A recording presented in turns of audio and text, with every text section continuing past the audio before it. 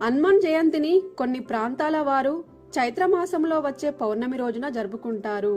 మరికొన్ని ప్రాంతాల వారు వైశాఖ మాసంలో వచ్చే దశమి రోజున జరుపుకుంటారు.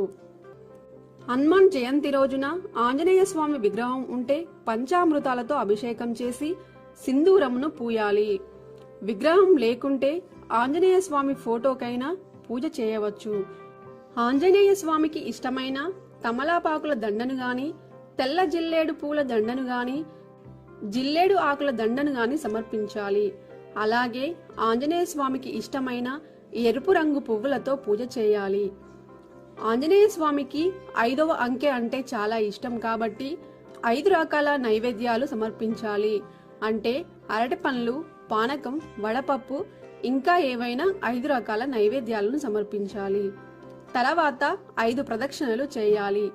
హనుమాన్ జయంతి రోజు ఎవరైనా సరే హనుమాన్ చాలీసా తప్పకుండా చదవాలి. ఇలా చదవడం వల్ల శుభం కలుగుతుంది.